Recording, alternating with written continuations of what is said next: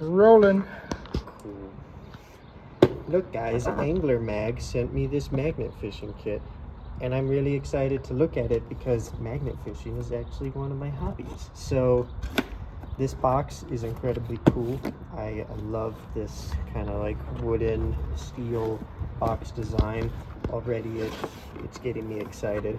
So opening up, we got a couple of cards. So this has some information on the magnet. I think some of the stuff you can get with the magnet, because not everything's, you know, magnetic. Then we also have some AnglerMag information, so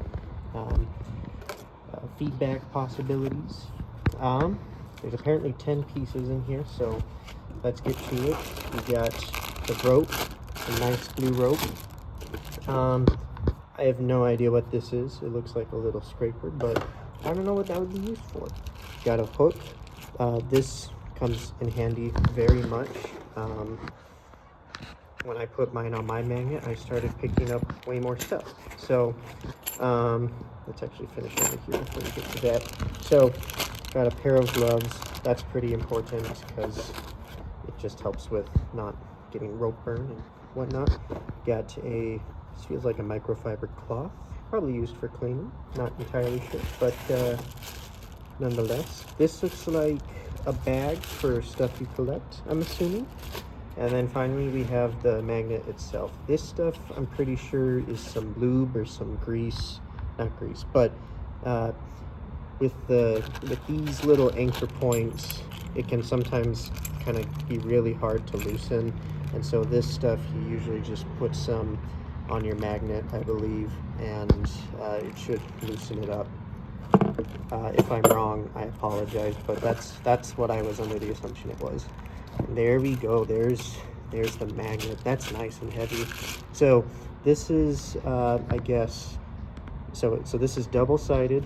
It's supposed to have 1,325 pounds of pulling force, I think, but usually magnet fishing magnets are measured that way and how much force they can have. So we have a pond over here, so we'll pause the video. We'll get this set up, and we'll be back to show you some magnet fishing stuff. So very quickly, my friend's just gonna do a knot that we saw how to do. So, you know, make the bunny loop, push that through, hold it over, and then with the other end, or no wait, the bunny loop goes around itself up and through like that. And then we're gonna go down up over. I think I need more slack. Yeah, we need more slack. One more time. Okay. So it's through there. Up we go.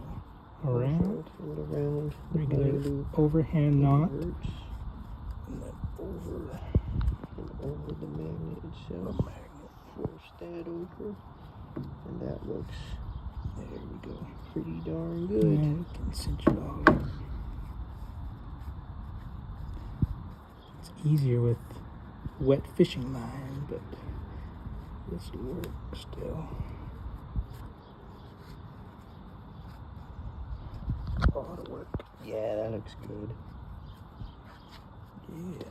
That feels like it's not gonna come off. Tighten everything down. There we go. Cool. So very quickly, I sillily thought, you know, it was two just loose ends, but the other end that was like inside all the rope did have a carabiner, and I honestly would normally probably put this on the magnet because it just makes it easier to put the hook on and off. But either way works. Just if you do this, make sure you got a nice and secure knot tied. Okay, so we're just gonna do a quick cast and won't do the pulling in too much, so there's not a bunch of filler footage, but you know, just wind it up and give it a nice throw.